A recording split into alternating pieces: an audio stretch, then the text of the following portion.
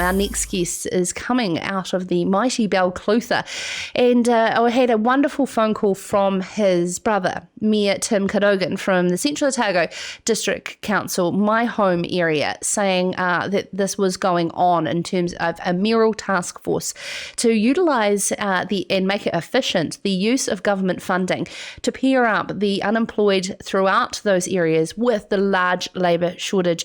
And joining us now on the phone is Bryan Cadogan from Clutha. Good evening, sir. Well done. And how did it come about, my first question, that you got your hands on some funds, yet some of the other district councils didn't, and you felt that it was the best thing to do? I just presumed they wouldn't give the money to Tim, and you can hardly blame them. No, in all honesty, it's the size of the district. So there's 21 rural provinces, and up until recent times, both Waitaki and Central were rural, but you've just topped your population somewhere around 20,000 cut off. So they missed out, but Clutha's still hanging on. We got our share of the money, which is sort of great. And I think that it's something that's always been dear to my heart. And unemployment schemes like Ready Steady Work and dating and the jobs in Clutha, that's just really extrapolating out from that. Yeah, tell us about those days back in the day. You shared with me earlier how proud you are of ensuring that you squashed the unemployment numbers, especially particularly in the sharing industry. Yeah, well, like for me, there was periods of my life in the 80s where I was either unemployed or underemployed for a long time, and it certainly pulled back the life trajectory. I got the chance.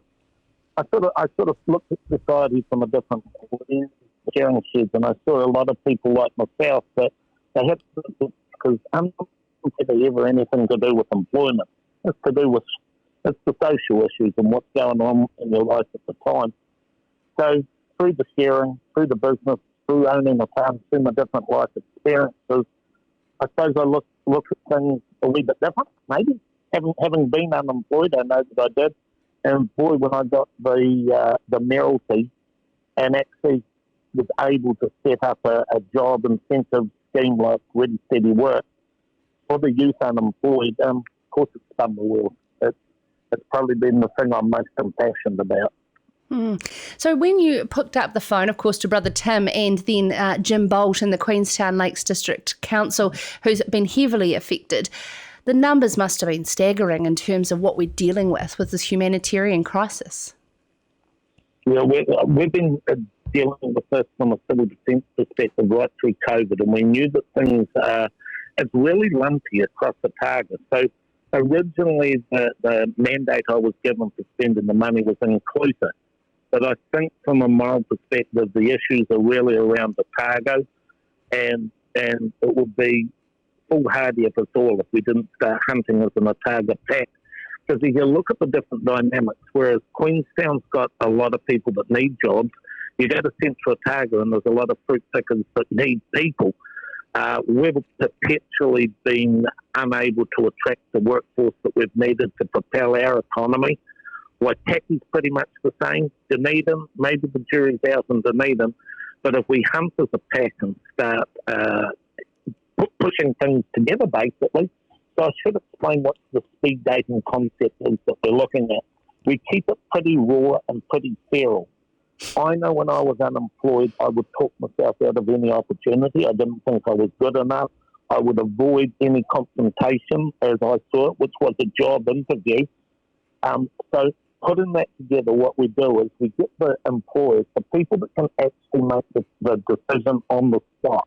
The HR managers, the senior management to sit on one side of the table, and we get the people that need the job to sit on the other side for 5 minutes, 2 minutes, whatever it takes, speed dating. And if they like the cut of your jib, they're signing you up there and then. So there's an immediacy to it. And when we're talking of figures in Queenstown of around that 9,000, when we're talking of figures for fruit pickers needed of over 6,000, we're going to have to follow them through.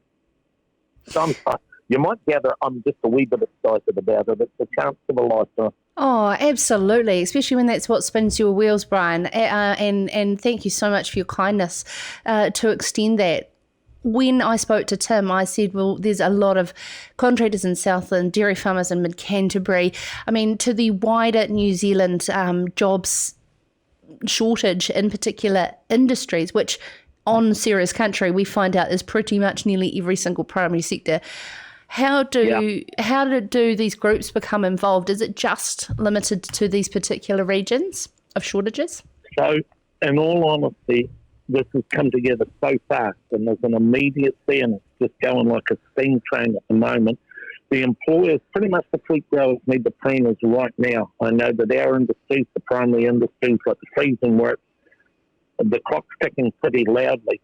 But to have come up with the idea for Queenstown, because Queenstown we knew from COVID times when we were dealing with the civil defence was the highest numbers, but we are now seeing the need is wider. But logistically, it's just me, and well, it's not even me. At my side, I've got Ruth Ratcliffe, who has always been volunteering and working with me when we've done the ready steady work and the speed dating in Clutha. And she would be the person that I would say is the most preeminent person to be able to work with people in this situation that I've ever met in all my time of forever. I rate her pretty highly, so I'm glad that I've got her at my side.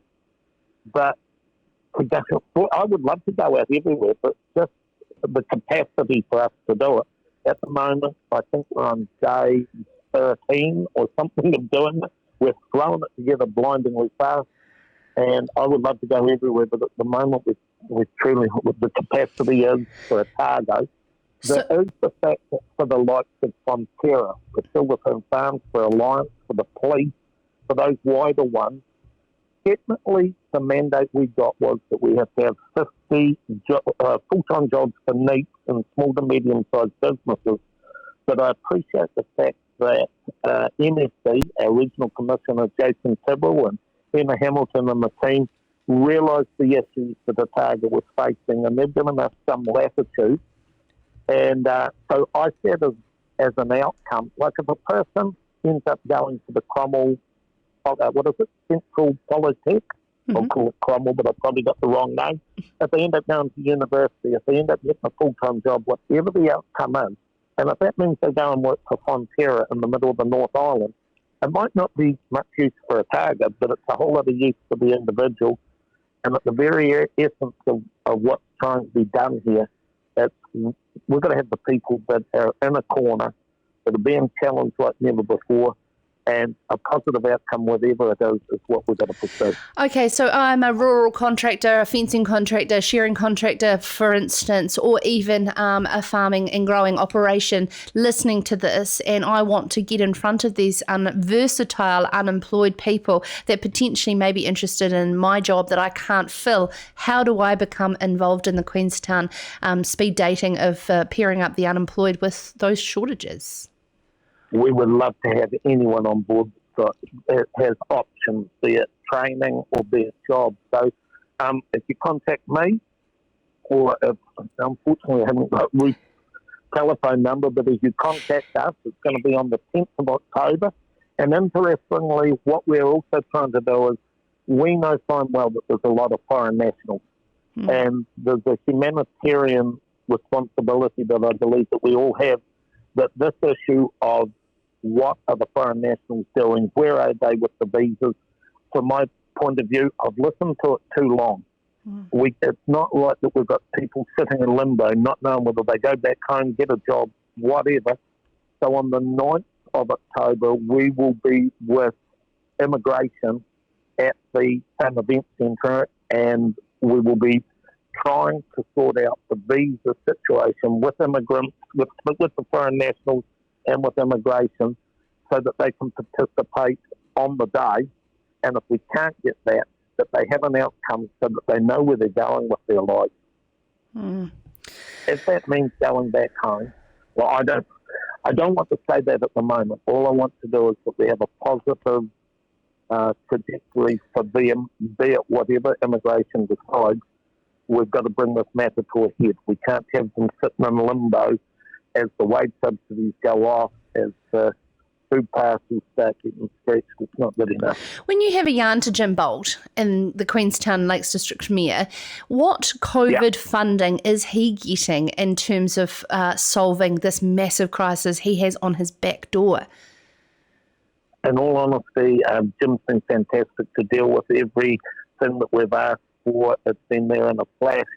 And I know that, like the rest of us, COVID is putting challenges in front of us like never before, but I haven't specifically asked him what else he's been getting, but Jim's been great to deal with. In fact, everyone that we've approached right throughout, because we did a road trip last week going to Queenstown, Central, Waitaki and then Dunedin, and everyone's been so positive. And I think as New Zealanders, we can see that our fellow Kiwis and foreign nationals are in a corner, and it's time to roll your sleeves up and do something about it. So we couldn't ask for a more positive response than what we've had to date.